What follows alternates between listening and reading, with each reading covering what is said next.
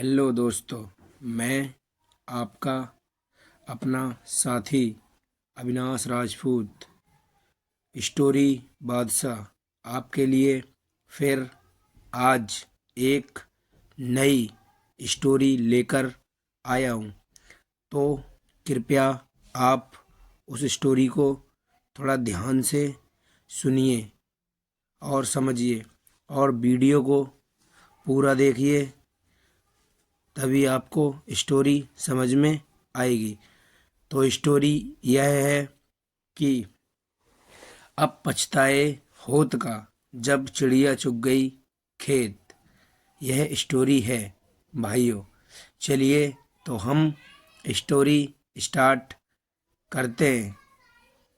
एक गांव में एक बहुत ही बड़ा परिवार था।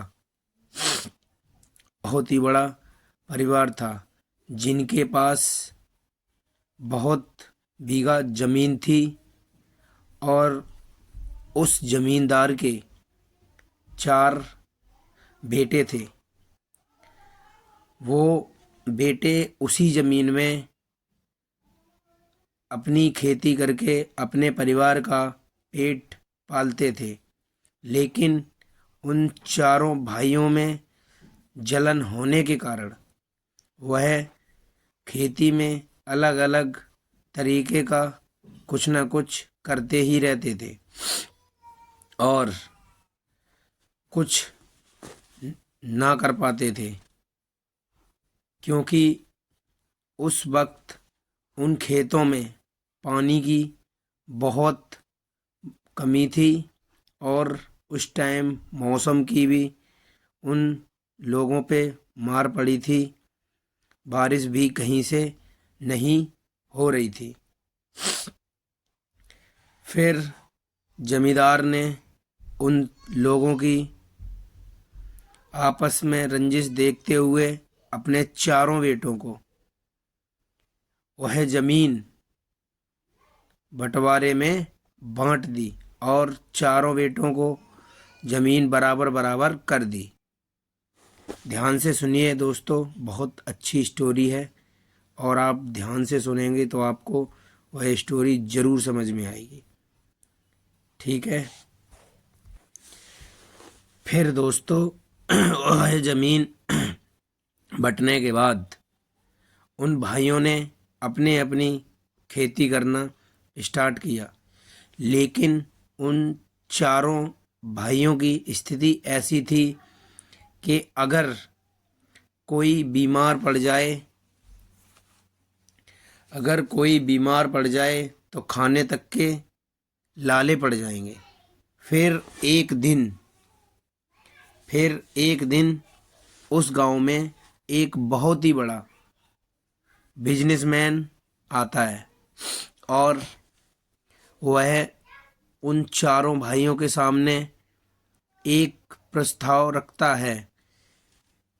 प्रस्ताव यह है दोस्तों कि अगर तुम मुझे अपनी ज़मीन दोगे तो मैं आपको उस ज़मीन की कीमत और परिवार में जो भी चाहे उसे नौकरी दूंगा अपनी कंपनी लगाने के बाद उस कंपनी में। तो उनका छोटा भाई उन्हें यह सारी बात ध्यान से बताता है और कहता है कि देख लो, हम कुछ खेती में कमा के कर तो पा नहीं रहे, शायद इससे ही कुछ भला हो जाए। लेकिन घर के दोनों बड़े बेटे जमीन अपनी देने से दोस्तों मना कर देते हैं और कहते हैं मैं वह ज़मीन नहीं बेचूंगा, क्योंकि मेरी पूर्वजों की वह ज़मीन है और मेरे लिए वह पूजनीय है। तो फिर उसके बाद वह बिजनेसमैन जब उसे पता लगता है कि ये ज़मीन देने को राज़ी नहीं है, तो फिर वह अपनी वही प्रस्ताव उसी गांव के लोगों को देने के लिए बोलते हैं और गांव के लोगों को वह प्रस्ताव देते हैं तो गांव के लोग उसे वह ज़मीन दे देते हैं और वो उस ज़मीन के बदले में दोस्तों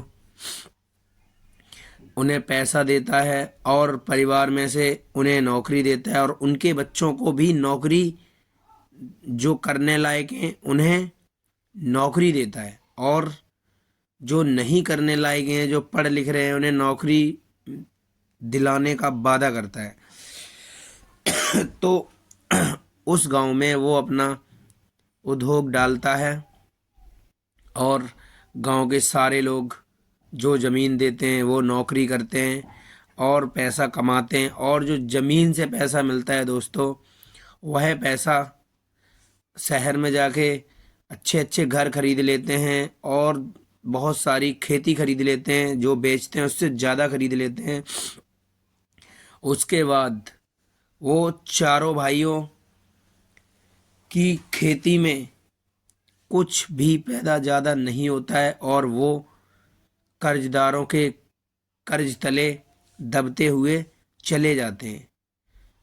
फिर वह कर्जे में दबने के बाद उनकी खेती उसी कर्जे में डूब जाती है और वह उसी बिजनेसमैन के घर में चारों भाई, एक बहुत बड़ा बगीचा होता है, उसी में काम करने लगते हैं।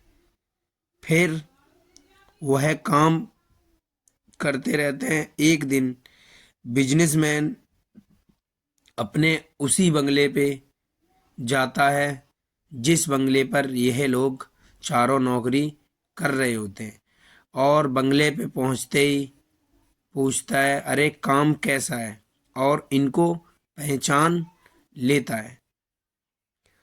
तो वह कहते हैं, बाबूजी, जो ज़मीन मैंने आपको देने से मना किया था वह ज़मीन मेरी सारी कर्जे में चली गई और आज हमारी यह स्थिति है।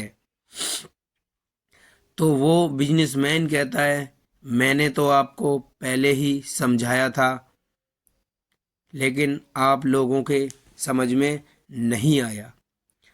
तो दोस्तों होता यह है कि उनका छोटा भाई कहता है कि अब पछताए होत का जब चिड़िया चुग गई खेत।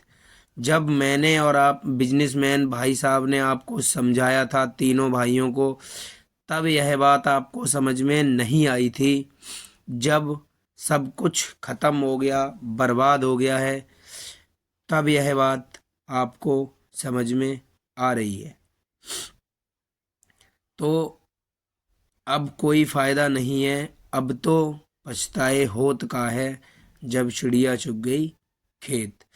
तो भाइयों, मेरा आपसे यही निवेदन है कि आप जो भी फैसला लें वो वक्त रहते लें। वक्त निकलने के बाद उस फैसले का कोई मतलब या अहमियत नहीं रहती है। इस कहानी का यही पर्पस है कि आप लोग इसे सुने, समझें और वक्त के साथ चलें, स्थिति को देखते हुए, स्थिति को समझते हुए, अपने परिवार की स्थिति को समझते हुए आप लोग सही फैसला लें और सही रास्ते पर चलें। वरना फिर आपके साथ भी ऐसा ही हो सकता है कि बाद में पछताने से कुछ नहीं मिलता, फिर तो बस पछतावा ही पछतावा रहता है। तो मेरे प्यारों भाइयों, अगर आपको यह कहानी अच्छी लगी हो तो कृपया हमारे चैनल को सब्सक्राइब करें, लाइक करें और हमें फॉलो करें और मेरा पूरा पूरा सहयोग दें। मैं आपके लिए आगे ऐसे ही मनोरंजन भरी, रोचक भरी कहानियाँ लेकर आता रहूँगा और आपके समक्ष कहानी प्रस्तुत करता रहूँगा। थैंक यू, धन्यवाद, जय हिंद, जय भारत।